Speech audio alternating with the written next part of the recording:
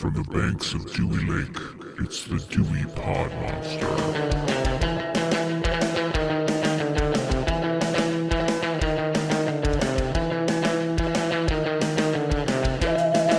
It's Monday night. This is the Dewey Pod Monster Podcast. This is your weekly podcast about consumption. My name is John, and I'm the host of this show, or this shit bar, whatever the fuck we are. And with me this week is the resident expert on Bob Barker history and factoids, who is also the authority on Michigan craft beer. His name's Sean. Sean, how are you doing today? Hey, come on down, John. You're the next contestant on The Price is Right. I'm going to fuck this up. A new car. New car, right. New car that is suspiciously $10,000 over the actual price of said car. Yeah, we can get into that.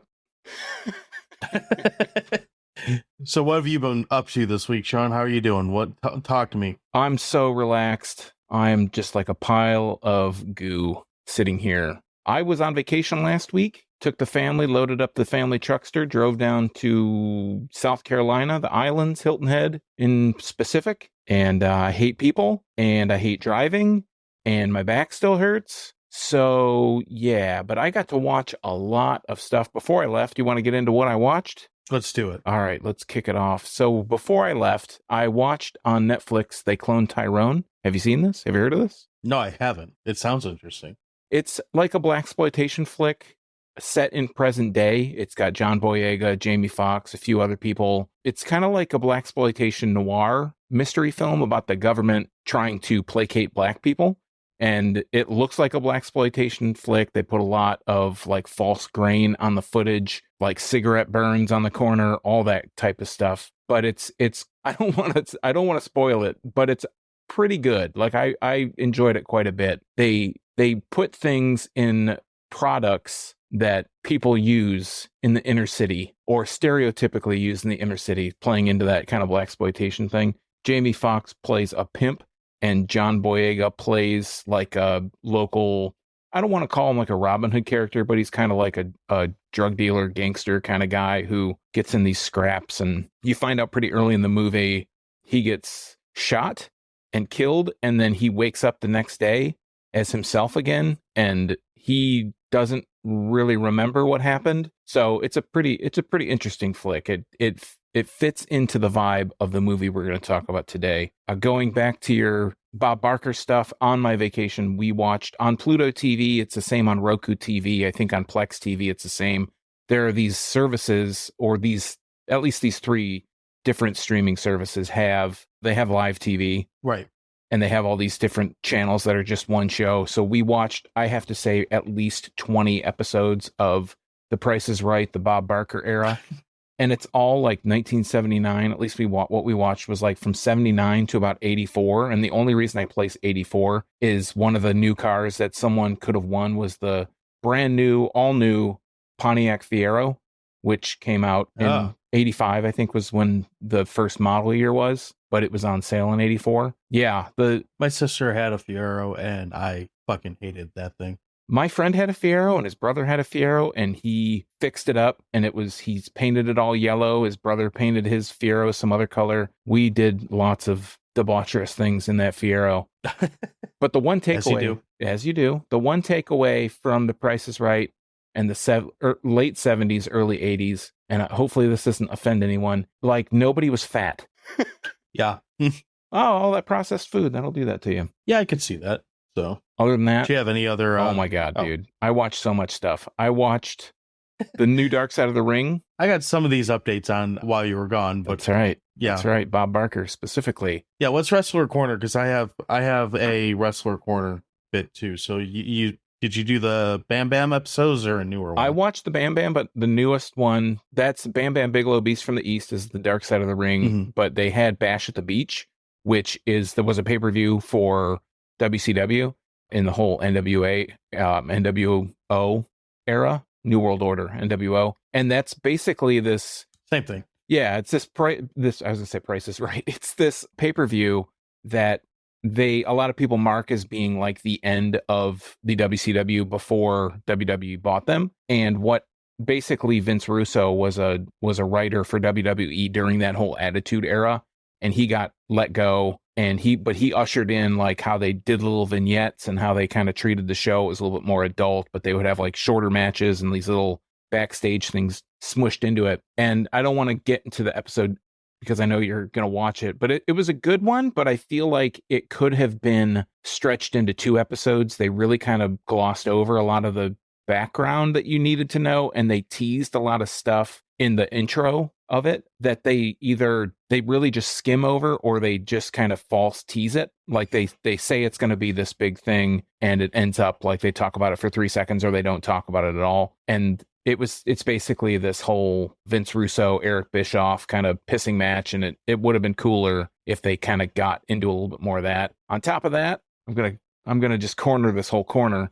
We talked about this a couple weeks ago on the American Gladiators episode. Someone mentioned that Takashi's Castle was their favorite physical game show. A new version, I didn't know this at the time, and maybe that person, I don't remember who it was at this point, but maybe that person knew. On Amazon Prime, there is a new Takashi's Castle. It is the first season in 34 years. They have some of the same old events, some of the new events. Beat Takashi is the guy. He used to be the main guy of the show, or the people they were trying to... He was the Takashi in Takashi's Castle, and they bring him in as an AI. It's like a hologram. Wait, what? Oh, what? Yeah, it's like a hologram, and he's in and out of character. I think Beat You Takashi... said this is on Amazon? It's on Amazon Prime, Takashi's Castle. Beat Takashi is the guy who... Writing this down. If you've ever seen Battle Royale, that's probably the thing most people know him from. He was the main like bad guy at the end, but he has like a storied Japanese movie and television career. They actually made a NES game. It was something about him, and it was like one of the most notoriously like difficult games to beat. And the Famicom, the I'm going and digressing hardcore on this, but You're fine. the Famicom, Continue. the Famicom controller, which the Famicom was the Japanese NES, had a microphone in it.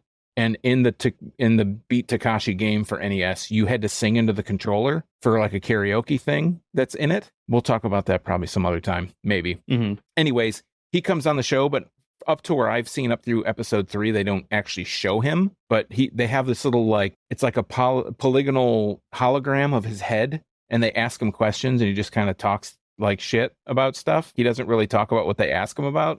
I think he's had some health difficulties in the last few years, but it was funny nonetheless. Started watching yesterday. I'm telling you, man, this is like a dump. I like where this is going. This could be the whole episode here. You're gonna be 5 pounds lighter by the end of this. all the spit coming out of my mouth. I watched a show on Amazon Prime. Another one is a BBC show. It's called Fake or Fortune, and it's from the 2011. And what they do is they take paintings that people either think are by masters or that they found. They just kind of follow these paintings in the art world. Like the first I've only watched the first 2 episodes. The first one, somebody thought they had a Monet, and I thought Monet was like from the 1800s, but he died in 1920, so go figure. And they try to prove that this is a real Monet. I won't get into all the specifics because it's very long and winding road. They also, the second episode, someone has a painting that their father found. They call it a tip. And I think what it is kind of like it's not a pier, but it's just a outskirt, like next to a lake where you can fish. He found this tin with this painting in it, and he gave it to his daughter, and they went on Antiques Roadshow in the UK, and they found this painting was from the guy, I forgot his first name, I don't remember, but his last name is Homer. Dope. So they find this painting, and they get it appraised on Antiques Roadshow, and they say it's probably worth like 30 grand, and they are going to sell it at Sotheby's, the auction house. And they value it at being 120 to 250,000 pounds. And it come to find out, like Pounds as in English pounds, British pounds, not like weight. Not weight. No, Okay. that would be just make it. That'd be crazy. I'm Yeah, we stupid. thought it was like 25,000 pounds, and then we weighed it, and it was 130. Yeah. I don't know how that would happen, but hey, Off slightly. yeah, off a pound or two. Fucking metric system. But the guy that finds it, he gives it to his daughter. She tries to sell it, and the auction house contacts people to make sure that it's not stolen or that it's not fake, or, they try to authenticate it, all this stuff. It's like an unknown work by this guy. And come to find out, the people that lived nearby who had it, the painting was in their family, but they didn't know, claim the painting, and hilarity ensues, right? Other than that, I've been reading a book.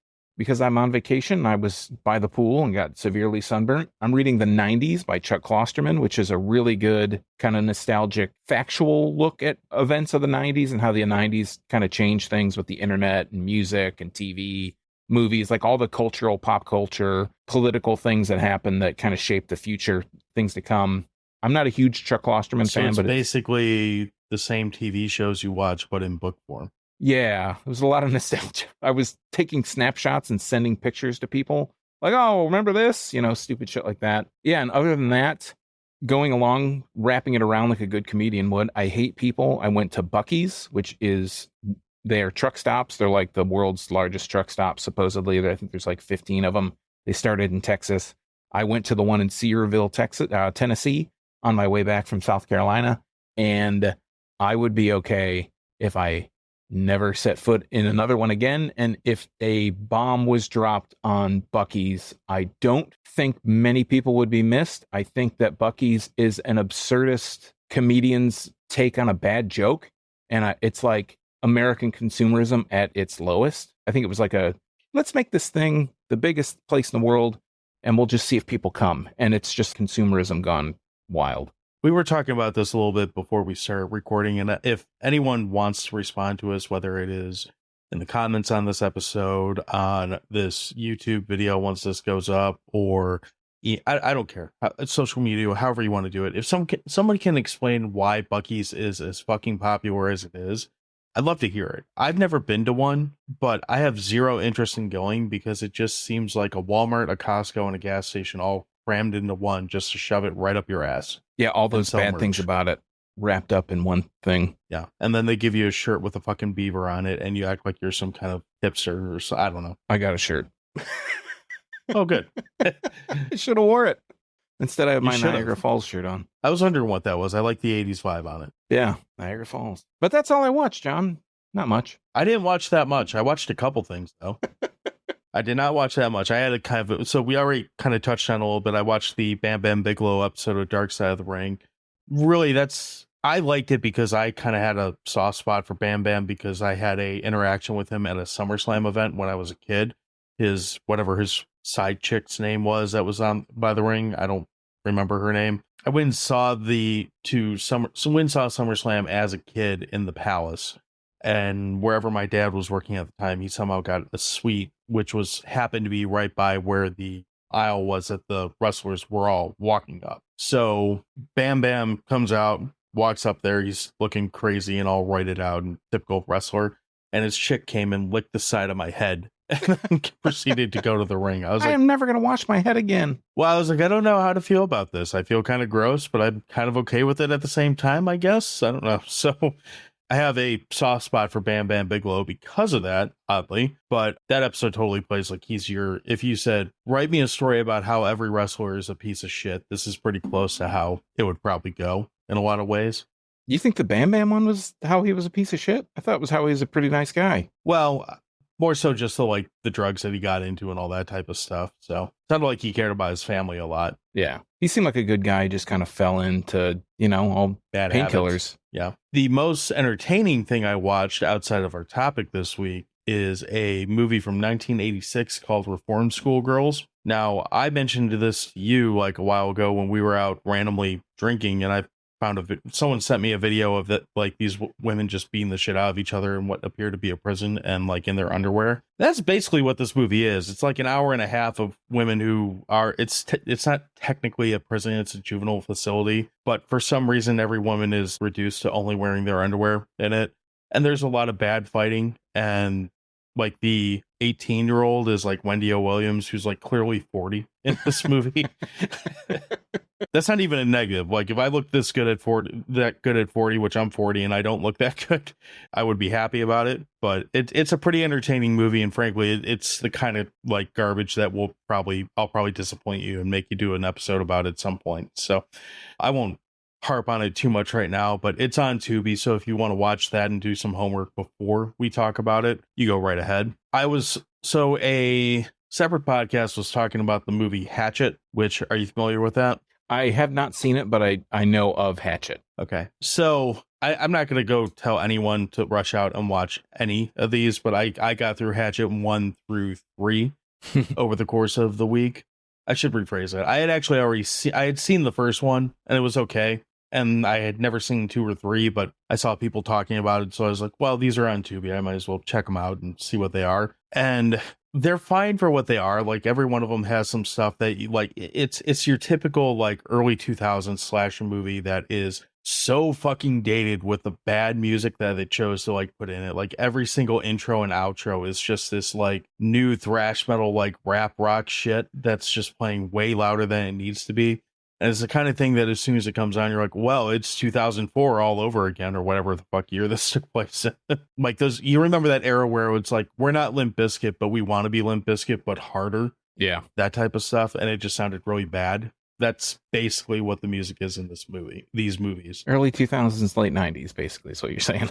More just early 2000s. I'd say this is like post Woodstock 99. So this is without looking the up fall of new metal. Yeah, this is without looking up the years right now to see, because I don't care that much. But each one of them has a few memorable moments, a few memorable kills, and it is like a who's who of like horror movie, like I don't want to say horror movie royalty, but you know, you get Jason on Jason violence because you have Kane Hodder fighting Derek Mears. So you have 2 guys who played them beating the ever living shit out of each other. You got Danielle Harris as the main character. Candyman's in this. Fucking Robert Englund's in the first one.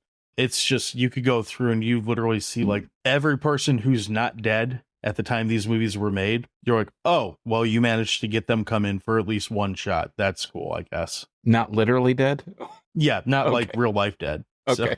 So it's cool for that. Like, it's good to see like someone who obviously must have some kind of love for the genre give all these people work. But the movies as a whole, it's like, all right, whatever. Like, it doesn't leave you. I mean, I'm kind of impressed that they made at least 4 of these fucking movies, because I didn't really feel like they were doing anything different. 4 that I didn't research this. I know there's 1 through 3, and there's a separate one just called Victor Crowley, which is like the Jason Voorhees of this series. I knew there were 2, but I didn't know that they had went to that many. There might be more than that, but I didn't. Again, research was not something I was interested in doing in it. So, but yeah, if you want to watch those and tell me how I'm an idiot because they're the best horror franchise ever, go right ahead. Please tell me. We'll do an episode about it. We'll have you on and you can yell at me in person. It'll be fun. Don't promise that. Don't promise that. All right, maybe not that. Leave a message on Spotify or whatever. Yeah, do that. We'll play that for you. But yeah, that's all I got. Do you have anything else you want to hit on before we finally get into this topic? Jeez. I think I said more words in this first intro than I said all last week, so I'm good. I don't know. You talked a little bit. Well, I meant on vacation. I was going to say, I don't know who you talk to, like, family-wise, but you talk to me off and on throughout the week. So. Nobody. God damn it. Nobody. All right. Well, without further ado, we are talking about is this a cult classic movie? Would you call it that? Or I think it is. Not really. I think it is. We'll go ahead and call it that. So we're talking about the cult classic movie from 2010, Machete, which is, well, I didn't pull up a review, so I'm going to do that. Do you want to go ahead and get into the plot of this while I find some third-party review to get us going here? Yeah, we'll do the short and the sweet. I'll give you a whole lot of time here. After being set up and betrayed by the man who hired him to assassinate a Texas senator, an ex-Federale launches a brutal rampage of revenge against his former boss. That's a little untrue. He gets set up a couple times, so let's read what the storyline is from R.M. Loner. The highly skilled Federale Machete is hired by some unsavory types to assassinate a senator, but just as he's about to take the shot, he notices someone aiming at him and he realizes he's been set up. He barely survives a sniper's bullet and is soon out for revenge on his former employers, with the reluctant assistance of his brother Cheech Marin, who has become a priest and taken a vow of nonviolence. If you hire him to take out the bad guys, make sure the bad guys aren't you. I think that was a tagline on the movie, so that works pretty well in there. That's probably a studio written piece. I think both of these are fairly accurate, but they don't. They skip the whole amazing intro because he gets set up then too. Oh yeah. Well, I think we'll come back to that. Yeah. So third-party review. So I'm going to read 2 because there's 2 that one is just a grammatic nightmare, but I'm going to read it anyway. And the other one I just disagree with wholeheartedly. So the first one, and these are both anonymous, gives it 4 out of 10 or 4 out of 5 stars. Machete is the best movie of machetes.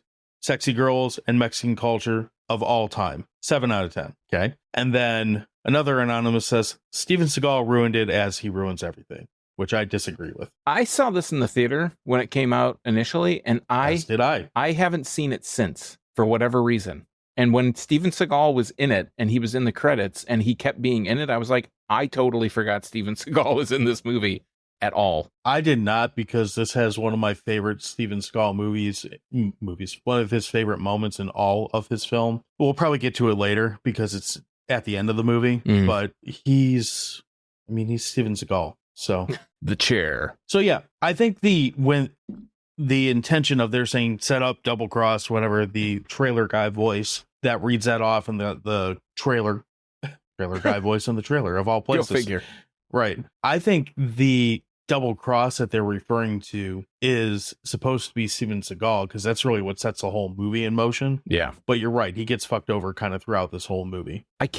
Thinking back on it, I can't remember. They do the setup at the beginning, and then it says, does it say 2 years later that this takes place after that whole setup? I think so. I don't remember now. It wouldn't make a whole lot of sense for it to happen 2 years before. No, that wouldn't make sense at all. But there's several things in this movie that don't make sense. I mean, there's a scene in a hospital where he uses a oxygen tank that gets shot to propel him across the floor of this hallway. But he's not under the... Well, he is under the where sheet, but that's the thing. They give you an extreme close up of this cart going by where I know Danny Trejo is not like the biggest guy as far as height is concerned, but I mean, he's a pretty good sized human being. He's pretty buff and all that. A person would be visible under this, and yes, he just appears like several seconds later behind these dudes. So it's not to get into semantics, but there's like a sheet on top of the tank that they shoot. Yeah. And that's what propels it down the hall. But you can see on the bottom shelf of the rack, and there's nothing there, because he'd have to be holding on to the underside of the cart to not be seen. But it's funny regardless. Yeah, it's great. So let's go through the cast real quick, because this has a whole lot of motherfuckers in the cast. It's a great cast. It is. This is like, go ahead. Let's get started here. All right. Well, we have Danny Trejo as Machete. We got Michelle Rodriguez as Luce. She. Yeah, Shay. She. We have Robert De Niro as Senator McLaughlin, Jessica Alba as Sartana, Agent Sartana. We have Steven Seagal as Torres, Jeff Fahey as Booth. Got Cheech Marin as Padre, Don Johnson, which I think this was like his first, like a bigger first return movie in of a his. while. Yeah, like the first appearance in a while. Shea Wiggum, which I never buy him as a tough guy, but he's always a tough guy in movies, so I always find that kind of amusing. We've got Lindsay Lohan as Jeff Fahey's daughter. We've got Tom Savini as Osiris, which is awesome. I love his commercial. There's this commercial. I love his commercial because he is putting an arrow through Machete's head in his commercial, which he hasn't been hired to kill Machete He yet doesn't in even the know commercial. who Machete is yet, but he's shooting arrows. Yeah, he's doing those like push-ups, those crazy like bigger push-ups or whatever. It's just there's a commercial on TV to hire Osiris, and that's pretty much where the big like people that you would recognize in the cast. But it's like a dozen people roughly right there that just fill out. This is like an all-star ensemble cast to show up for, as we should mention, director Robert Rodriguez to make this like Mexican exploitation film. This cast alone should have blown the budget of this. This movie had a $10 million budget, $10,500,000. There's several people in this cast that could command that kind of paycheck just for being in the movie. A movie, yeah.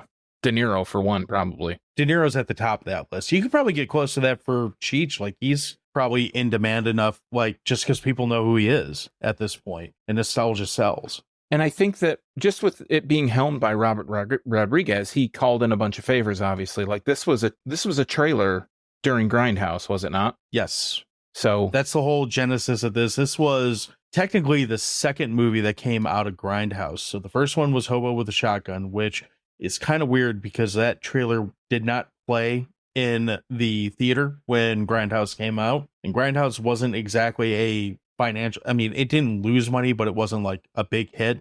I think it did like 25 on like a $20 million budget, something like that. And Hobo with a Shotgun was one of the like deleted scenes that ended up on the Blu-rays or the DVD, probably DVD at that point, the DVD set that came out. This was the second movie because if you saw Grindhouse in the theater, this was the movie, like the trailer that everyone was like, well, you gotta fucking make that movie. That just looks like a shit ton of fun. And they were right. So I want to say, while we're talking about the cast, though, Jeff Fahey outkicks the fuck out of his coverage in this movie, and really pretty much every movie that he's in.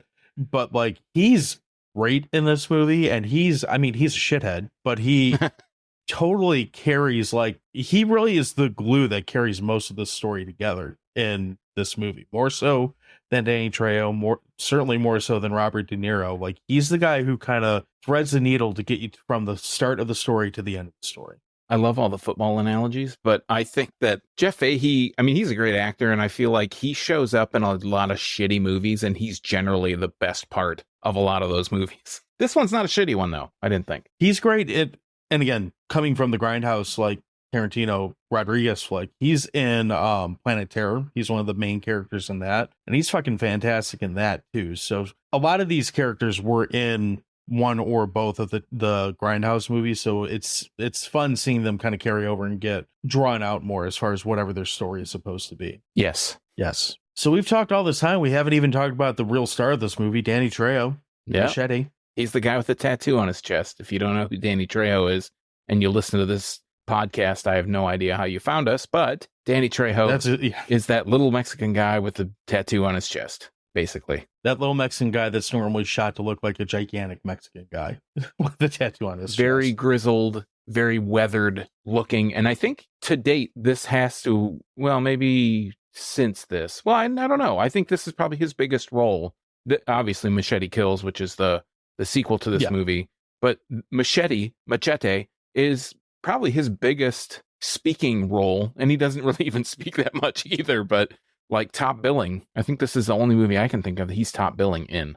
That was successful, like commercially successful. This is commercially successful. I'm going to go ahead and say that. Yeah. Yes. He did a series of movies called Badass. There's like 3 of them where he's the lead in that, and he's basically Machete without the machetes, and he just runs around kicking the shit out of people. I only saw the first 1 or 2 of them. I didn't see all of them. Are the Badass movies based on that vet that like assaults somebody on a bus or something in San Francisco, like in the mid 2000s? Is that the same thing? I don't think so, but it's been a really long time. I watched them both when they came out and haven't gone back to them. And I know there's a third one that's, I think it's got Danny Glover in it or something like that. It's called like Badasses in the Bayou or some shit. I don't know.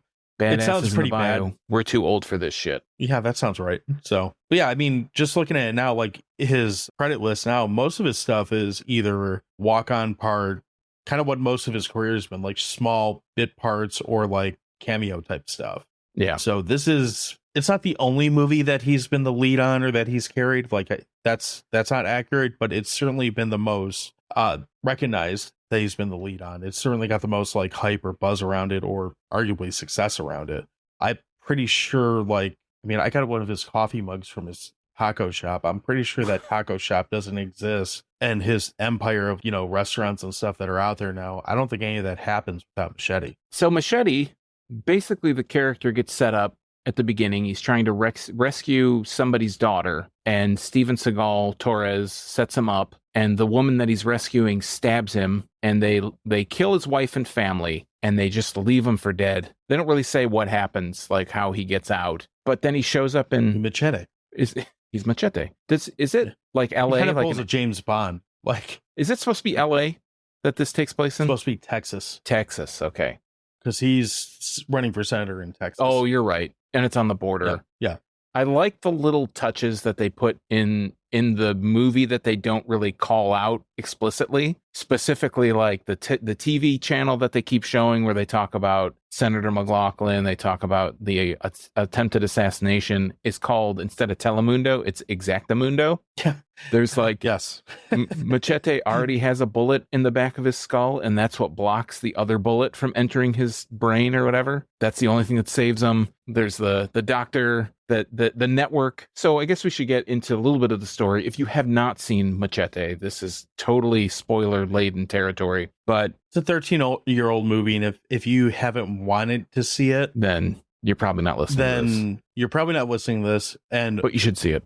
you should see it, and you probably have a fairly minimal like history with exploitation or like this kind of movie, like what it's going for. Like before we get into it real quick, one of the things before we were got on tonight, I watched a couple like old reviews of this movie just to kind of see what other people were saying.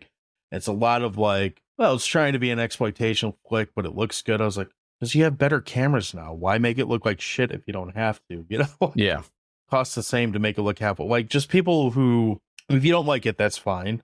But I got the impression listening to him, like I don't think that the people or person that's reviewing this understands what a exploitation movie is. Well, and I think too that a lot of movies parade themselves, especially around this time, maybe a little bit earlier, paraded themselves as being this like pseudo exploitation, and they looked shitty and they captured kind of the exploitation look. But I think what this movie does, the feel a bit. Yeah, this movie hits that spot on. Like it captures the humor that you would expect. It's a perfect like Mexican quote unquote, I guess, exploitation film. There are themes in it that are like exploitation films. There's always this political. There's like a statement in the movie that they try to make however they can, and this one has that too. Some executed far better than others. So Machete comes back after his wife and daughter are killed, and he is in Texas. He's just day laboring, basically trying to make money. And Jeff Fahey sees him, doesn't know anything about him, picks him up, says, "Hey, I got a job for you. I'm going to pay $150,000. I need you to kill this senator." So he's like, "Well, I'm not doing it." And he's like, "Well, I don't have anybody else." So for whatever reason, Machete takes the job. He goes up. He's about to assassinate Robert De Niro, who is a senator who is like a hardline, ultra conservative, like anti-immigration senator. He wants to build an electrified wall. He feels a lot like Trump obviously about 6 years before Trump. Yes. Yeah. And they're going to make Mexico pay for it. Or actually the Mexicans are going to build it. I do really enjoy the stick figure like animation of people like running into the wall and getting electrocuted and then being shot back like violently. Yeah. Just horrible concept, like that. But funny like execution. So anyway, so he's about to assassinate De Niro, but Shea Wiggum is the henchman, the right-hand man of Jeff Fahey Booth, who put Machete up to killing the senator. And Shea basically Wiggum, the Don Chaney of McLaughlin. Shea Wiggum, sniper, shoots Machete, and now there's like a manhunt to find Machete. We find out Jeff Fahey is actually the aide to Senator McLaughlin, aka Robert De Niro, and this is like a publicity stunt to get him votes. So while all this is going on, there's also the story that's unraveling between Michelle Rodriguez or Luz, or she got a couple different names in the movie, where she is running a taco truck and essentially running a underground network that is getting people across the border. And they kind of make it sound like she can take them to Mexico or bring them in from Mexico, either way, depending on how you hear it later. And then you also get the story of Jessica Alba, who's kind of in between the two. She's a immigration officer, ICE, I think they call her that at one point, which I don't even know if ICE is still operating. It probably is.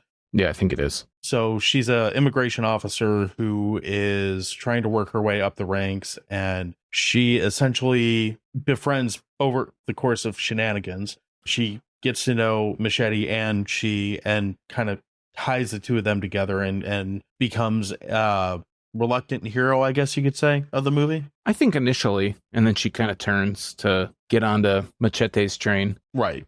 So yeah, that's kind of where you start with this movie. Is you have these 2 or 3 different storylines that are all kind of colliding, and in the middle of it is basically just a tale of carnage that has Machete in the middle of it. This is a really great, like, ridiculous action film. This is Absolutely. Follows the long lineage of Robert Rodriguez movies, but also like this B action style movie split with this exploitation storyline and comedic humor. It's written really well. It's a really funny script. Yeah, it is. It's written in a way that's like, it just works right. It's not Oscar writing like by any stretch, but it tells you enough. Like, it's almost funny that half these characters don't talk that much. And when they do talk, half the time something really stupid comes out of their mouth, because one of them is Steven Seagal.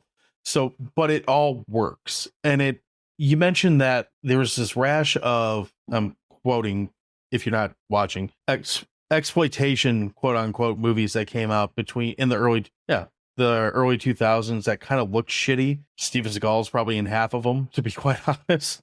This one really captured that feeling better than really any of them that I can think of off the top of my head that came out after, we'll be generous and say the 90s. Yeah, 90s, early 2000s. So what happens in this movie, aside from what we just said?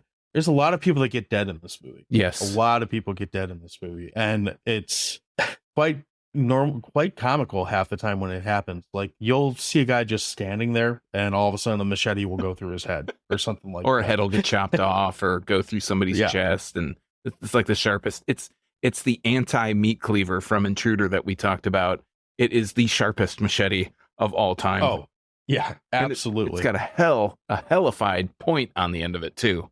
Like, machete you buy at the hardware store ain't this kind of point on it. No, I have two that I bought at the hardware store, and neither of them are anywhere close to this. So they work good for removing like tree branches, but I don't think they're doing this kind of damage. So when I was watching this, I had a thought. You know, we talked about Renfield. We talked about your hatred of digital blood, but this movie, Robert Rodriguez is like the digital effect guy. What were your thoughts on the digital blood in this movie? It looks fake, but I'm okay with it for whatever reason. It's done well. Like, this movie is so ridiculous that it's hard to take much of it seriously. I mean, you can take the social undertone that it's talking about, the whole immigration side of it seriously, but the actual, like, the kills and what happens in it, it's just, to use a phrase from like the internet, it's just carnage candy. It's just a bunch of, if carnage was sugar, that's what this movie is. It looks good for what it is. It comes from a time where I'm a little more this came out in 2010. So this isn't quite at the point of effects looking like legit real, like to the point where they should just kind of blend in with like actual settings like they can now. When it came out, I don't have a problem with the effects in this, and it's kind of maximizing the minimal budget that they had. I do think the digital blood is done really well. It's like one of the few movies where you can see it. And like you said, you kind of accept it. Like, you know, it's not real. But the opposite of Renfield, I think, with this one is when digital blood shows up, there will be a shot where someone gets, they get shot in the head or something. There is a squib. While the front of it is digital, it's an effect. But there is a squib or something going off in the background that makes it look realistic, again, within quotes. But even there's a scene where someone gets like, they're laying on the ground or something and he hits them with a machete and his face like splits open. It doesn't look like a real effect. It doesn't look practical, but you see it for such a split second that it's not as jarring, I think, as what a lot of filmmakers that use digital effects do, is they linger on stuff too long, and it really takes you out of, like, you get the shock, but because it lingers so long, you then are like, oh yeah, this is totally not even close to being effective, I guess, and what they're trying to go for. Yeah, it's interesting because I'd say this is a dramatically more violent movie than Renfield. Like, Renfield, if you were like to put like a digital blood count on it, like if you could somehow put that into ounces or whatever, you might have seen more, like actually seen more blood in Renfield. But like the actual things that happen in this movie, between heads getting cut off and heads getting blown up, when Machete gets out of the hospital, they're like, well, that's a bone scraper. We use it to scrape bones. And he's like, whatever. And immediately proceeds to use a dude's intestines as a rope to jump out of a window and like Yes. propel himself down to another floor. It's a whole different feel. It's honestly the scenes, the way they do it, it's got that shock, like you're saying, but because they'll mix in like him using this dude's intestines as a rope, it's got this like comedic element too. And like absurdity. Yeah, it doesn't feel like, comparing it to Renfield had this like, it's not realistic, that's not the right word, but it had this modern storytelling. It's the comic book feel of it that I don't like, more than, like, I'd probably forgive the bad splatter effects and all that if I didn't feel like I was watching a Dracula version of X-Men, or pick your comic book title.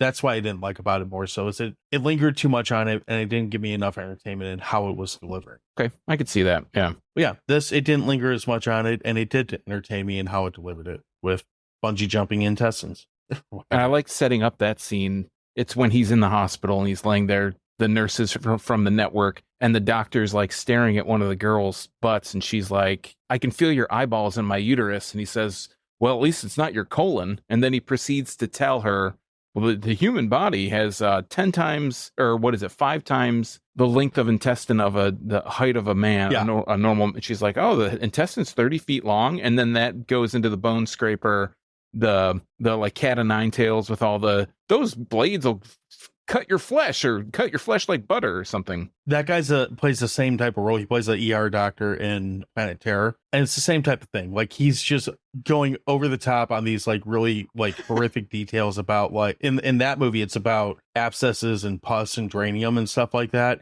and it kind of leads into where the movie is going to go. It's the exact same thing, and it plays out the same, and it makes sense. Same director, same character, all that. But he does it like flawlessly, and he kind of looks like, I know he's not, but like I always do, every time I see him I do a quick double take, like, that's not Andy Richter, right?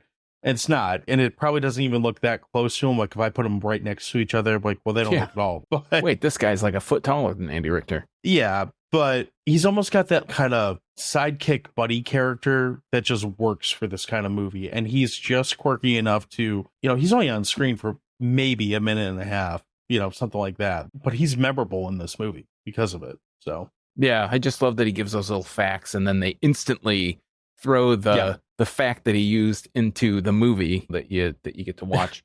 Yeah, absolutely. Do you have any like complaints about the movie in general? Honestly, not really. This is a hard movie for me so this movie kind of hit on all cylinders for me. Like, you mentioned that you saw this in the theater. I also saw this in the theater. I've seen it several times since then.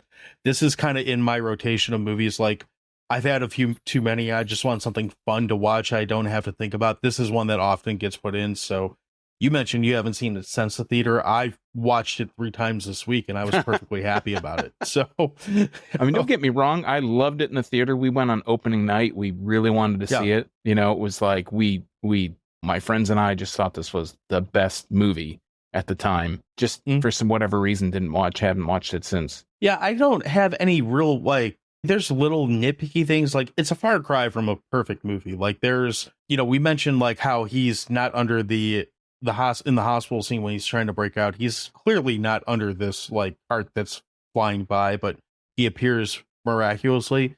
It's almost like fucked up to the point, like, did they intend for it to be that fucked up, or did they just fuck up and not have him under the cart? Or you don't know, but it's kind of the kind of movie that it is and the feel that it has. It doesn't matter. Yeah, it feels like it's intentional, even if it's not. Whether it is or that's the thing. Whether it is or not, it works because of that level of, or lack of, detail. Yeah. I feel like my only complaint with it is I feel like the end, this is an hour and 44-minute film with the credits, and it feels like towards the end, I can't really put my finger on when it is, but it just starts to feel like it starts to crawl a little bit towards the center portion of it. Maybe the Cheech Marin, like when they first start talking, or even after that church scene where he blows all those people away. There's just a point in it, I think maybe even after Jeff Fahey leaves the movie, it just starts to feel like it slows down. It probably could be tightened up. Like, you could probably shave 5 to 10 minutes off this movie and make it a little bit tighter without too much of an issue. There's never enough of a lull for me where I see what you're saying. Like, it does feel like the second or the third act kind of drags a little bit, but there's always something going on either in the background or kind of just off camera. Like, not just off camera, you wouldn't see it then, but just kind of there, that it might not be part of the main story, but there's always something going on the screen that you're like, well, that's kind of fucked up and funny.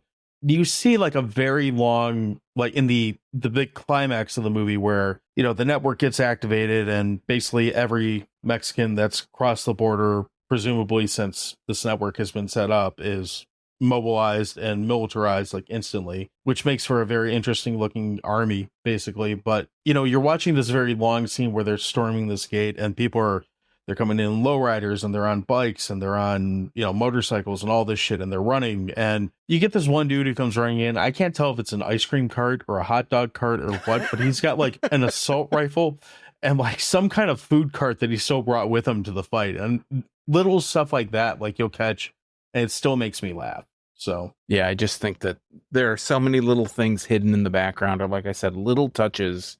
Yeah, I think Rodriguez, because you can tell, with Planet Terror, with Grindhouse, because Tarantino's in that same boat, they have a real reverence for this type of movie. You know, they know they're not the best movies in the world, but they Rodriguez, especially in this movie, just puts it all together. It's just like we said, you don't know if Machete is not under the gurney on purpose or not, and he just shows up. Right. But it fits. It's just like, it's one of those things where like scene missing kind of thing. When they did it, it didn't seem pretentious like it would if another filmmaker or just like amateur or barely, you know, straight to video kind of stuff felt. Well, and I feel like that goes back even to his previous works. I'm not talking about Spy Kids and that type of stuff, but like the El Mariachi trilogy is a great example of that. Like, that's not quite an exploitation film. Like, I wouldn't call it that. It's more of like a vigilante film, if anything. And low budget and trying to make a movie. But it's got all that feel that you want for that kind of movie. It's unknown actor or lesser known actors for the most part. Well, maybe. It's just the way they do it, and he's got that like ingrained in his really good movies. Some of it, and I don't begrudge a guy for making movies for his kids or making movies that make him money. Like, do what you got to do, man. That's fine. Sure. But I like that throughout his career, I kind of feel like he's due to do it again. He's always come back to his roots and done From Dusk Till Dawn, or he's done from the El Mariachi movies. He's done this. Even Sin City, to an extent, which was, it felt like a return to his roots because it had such a weird, gritty noir type feel to it that you don't see in a lot of films, and he executed it perfectly. He's one of my more liked directors, like, just because when he wants to make a movie like this kind of movie, are they perfect? No, but they're like executed in a way that I find infinite entertainment in almost all of his movies that are of this style. If that makes He's one of those guys that you feel like, even if you're not necessarily into the content of what the movie's going to be about, you know it's more than likely going to be pretty entertaining. Exactly. Yeah. So, yeah. So we've gone on a minute on this, kind of longer than I thought we would have. Are there any other highlights that we want to pull out? We haven't really talked that much about Steven Seagal. Is Steven Seagal supposed to be Mexican in this movie? He's supposed to be Steven motherfucking Seagal. He talks like he talks. It's funny. Like, I even still to this day, I'm like, so is he Mexican or is he just an asshole or a little bit of both? Or I like that his character had the katana. So it's like you got Machete versus the katana. I don't know. They should have just called him Katana or something. Yeah. And he's got that Jim Jones like shoe polish hair that he's had. Oh, he looks for God like knows how long now. Total piece of shit. And like I said, what I didn't go back to, I might as well get it out of the way here. Favorite scene. Like, possibly the best scene and the best death that he has. Machete sticks him with his fucking machete, of course. He's sitting there with this machete sticking out of his gut, and he's like, This ain't shit, man. Goes, and he points at it with his middle finger too. He's like, I kill you right now, man, no problem. But, we'll just do this over and over again. So he takes in, twists in, basically like gores himself with it. But I just love him sitting there with this giant machete in his gut and goes, this ain't shit, man.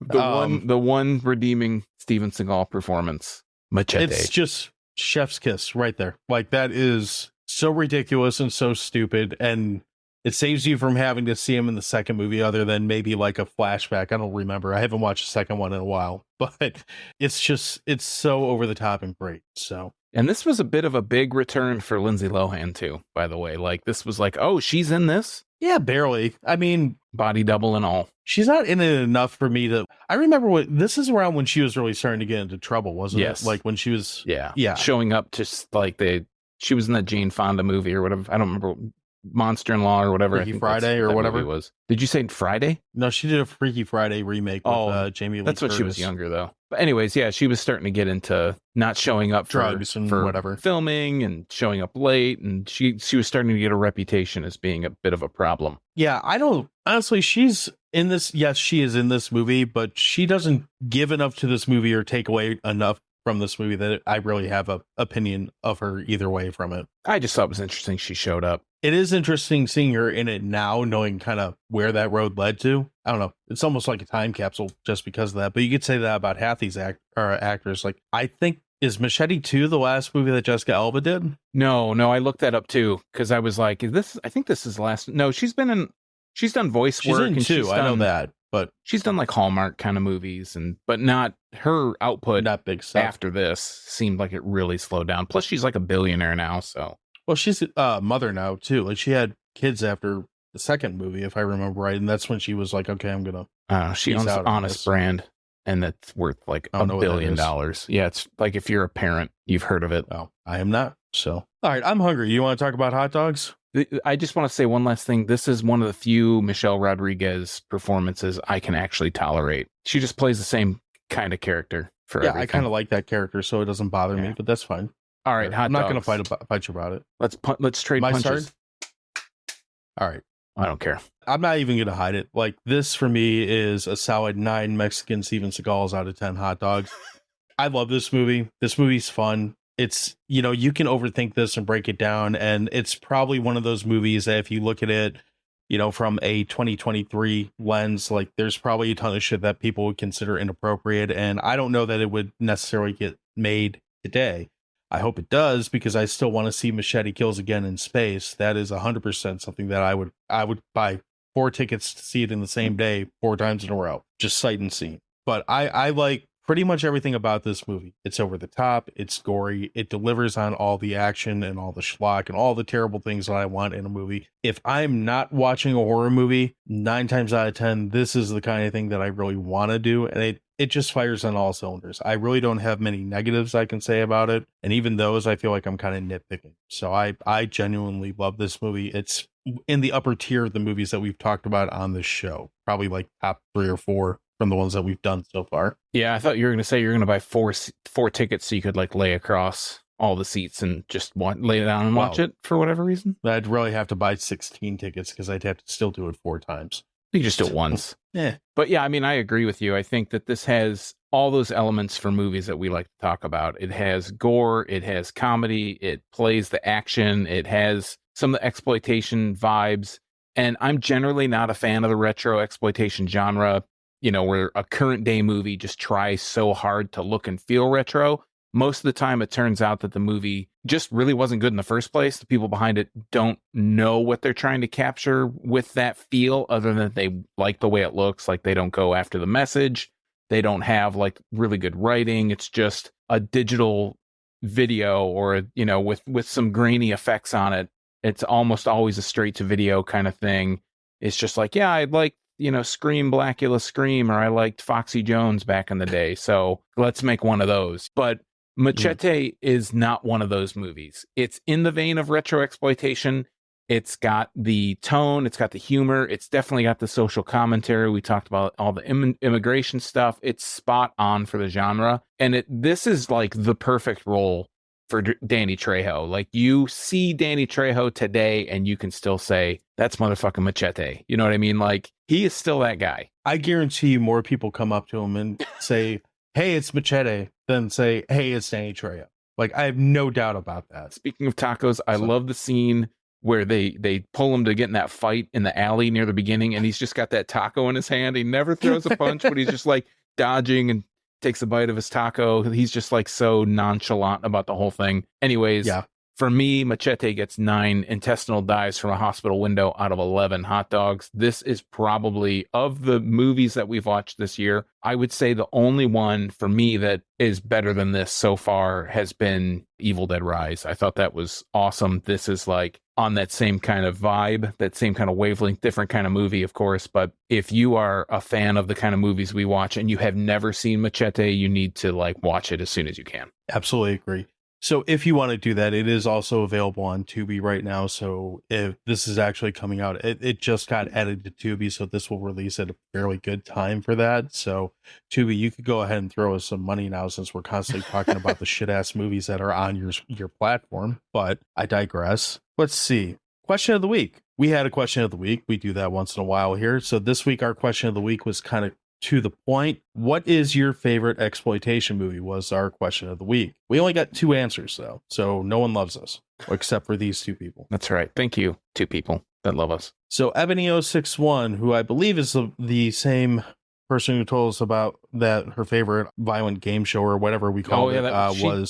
She did Takeshi's Castle. Yeah. She said the Gore Girls, which is I don't know this movie. Do you know this one? I feel like I've heard of it, but I feel like that's always my MO. Like I've heard of these movies, I've just never watched them or know anything about them. Well, that's kind of how I felt about it, and I felt the same way after. So I just flat out said, I'm not familiar with this one. And she replied, if you're into the works of Herschel Gordon Lewis, then you sort of know what you're in for. If not, just go in blind and enjoy. I looked up his works, and it is kind of what you would expect, as far as like that just 60s, 70s type exploitation stuff. So okay. I'm sure that it's pretty good, and probably one that we can just go ahead and add to the like to watch list or talk about at some point, I'll assume.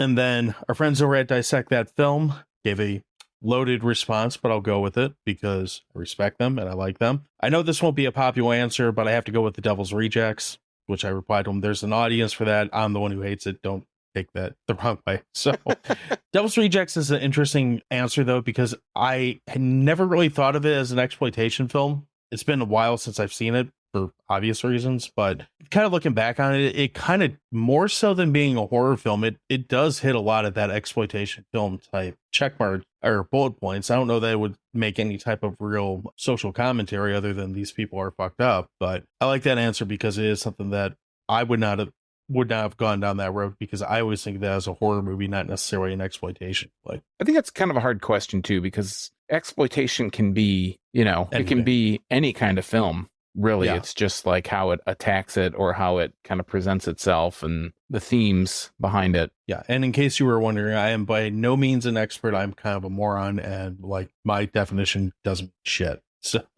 yeah. Well, Sean, what's your favorite exploitation film? I wouldn't agree with what you just said, but I get it's hard to kind of put this stuff into a box. Like, so while when we talked about it, I didn't give it a great rating. I love the feel. I love the idea behind something like Black Devil Doll from Hell. I feel like that's got like just the right kind of vibe, even if it's a piece of shit movie that you just hate yourself for watching more than once. I like that one. I like the Ilsa series. I don't know if you're familiar with Ilsa, the she-wolf of the SS and all that stuff. Yeah.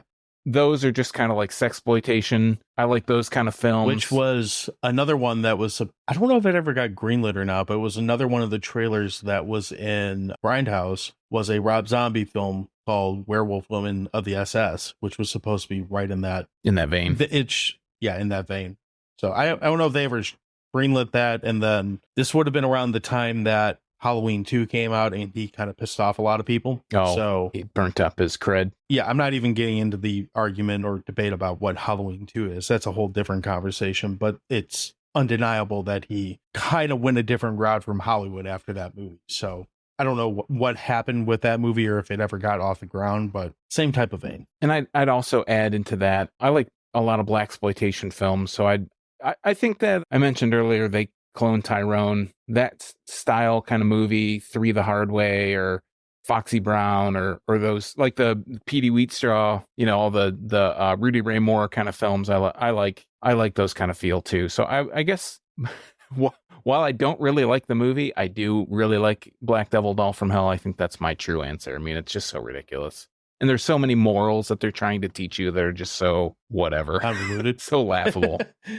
Yeah. For me, I kind of have a soft spot for some of the 70s style films, like hard-nosed cop films, like I call like the Harvey Keitel Bad Lieutenant, that type of thing, a exploitation film almost, or it's kind of borderline with it. But for me, it really is Machete. Like the more I think about it, like I love this movie so much that I'd be lying to myself if I said there was something else that had this kind of feel to it that I like more. I don't. It's this.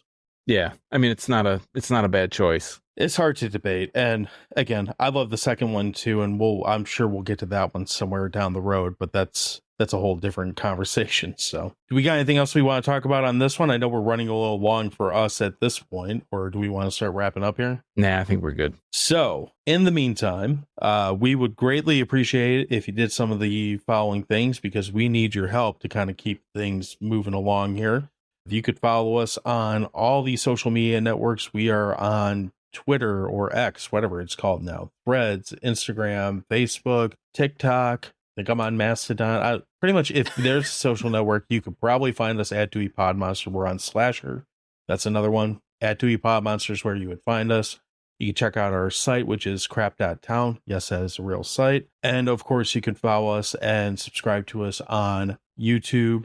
Spotify, Apple, wherever you want to listen to us, we would appreciate it. And we would also appreciate it if you left a like or a review, whatever that platform lets you do. That would help us a lot. And then also you can check out Sean's stuff where Sean's going to tell you to go. Well, I was also going to add, if you want your answer read on the podcast for the question of the week, follow us on all those social media platforms. When John posts the question of the week, just give it an old response. Try to make it a good response, but even if it's a half-ass response, we've read a lot of those too. So also, if you're interested and you want to start watching some of these movies with us, please connect with us on social media. We'd like to maybe set up a Discord or set up something where we can facilitate the watchings of said movies. And if you love Michigan craft beer or just craft beer in general, you can find me at youtube.drafttherapy.com. You can also find me on all the social media networks at Draft Therapy. So yeah, that's all we got. Again, thanks for the no one who watched us, and we will see you next week. Peace.